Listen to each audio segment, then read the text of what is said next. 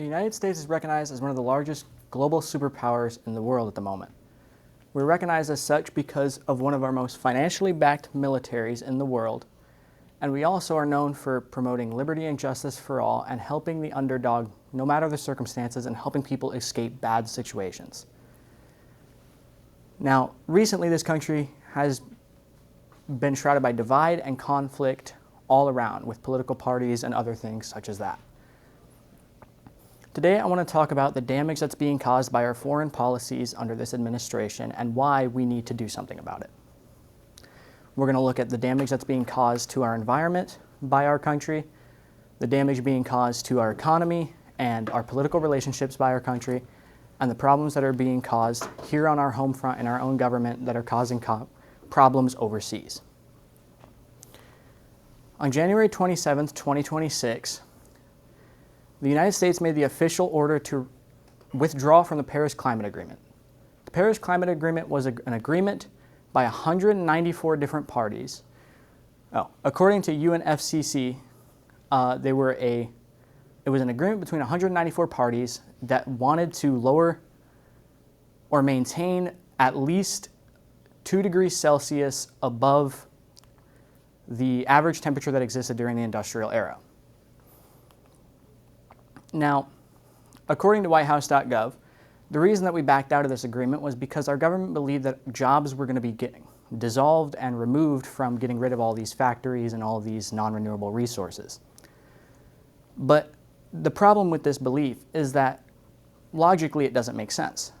Our jobs are going to be restored through the construction of these machines, such as windmills or wind turbines and hydroelectric dams and all sorts of things.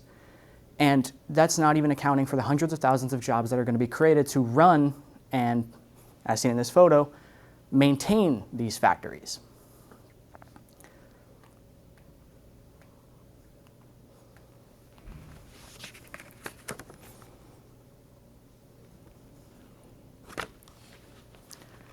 Secondly, we're going to look at our economy and the damage that's being caused there.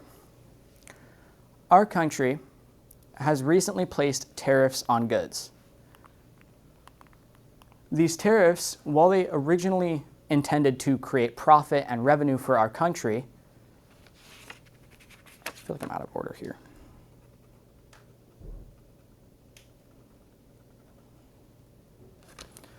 While these tariffs were originally created to generate revenue and profit for our country, they ended up causing problems.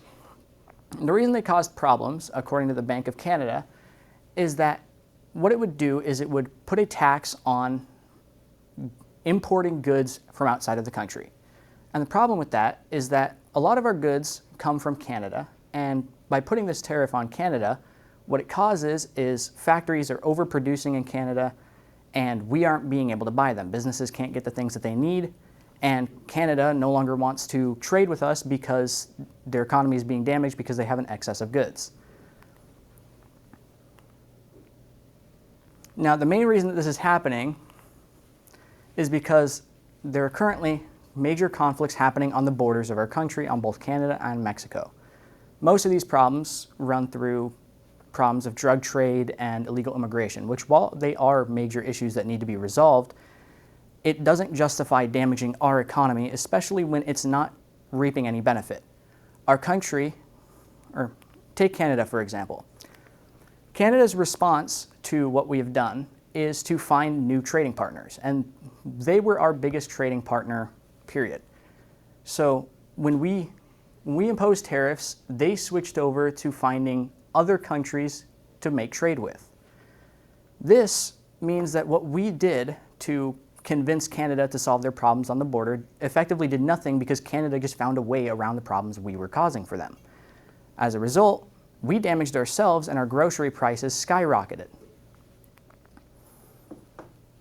And our third and possibly most important problem is the problems that exist in our very own government. According to the Constitution.Congress.gov,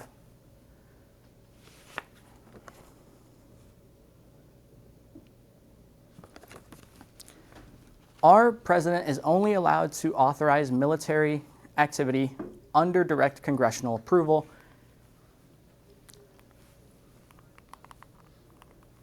And on January 3rd, or no, I skipped something. They're only able to do this with direct congressional approval under one of three conditions. Either there is a national threat to our country, the Congress declares war, or Congress gives the president permission to do what he wants to do with the military. However, on January 3rd, 2026, President Maduro of Venezuela was abducted from his home in an operation under our military. According to Brennan Center, the whole goal of this operation and what ended up happening was we got rid of President Maduro and we continued to run Venezuela ourselves. Now, while the argument can be made that this wasn't, or that this didn't classify as a declaration of war, what I say to that is we kidnapped a president from his own country and took over his entire country overnight. That seems like a declaration of war in most cases. It's not a small-scale operation. According to AmericanProgress.org, 70% of Americans agree that Congress should be consulted in matters of war, and that law in Congress was violated. So now we've looked at, I forgot to do that by paragraph. Now we've looked at the damage that's being caused to the environment around the world by our country's foreign policy, the economic damage and political damage that's being caused by it, and the domestic issues that we're dealing with on our home front that are causing problems overseas for other countries and for us. Next time that you're sitting around your dinner table and you want to talk politics with somebody, make sure you remember the things that are being caused by decisions like these under this administration.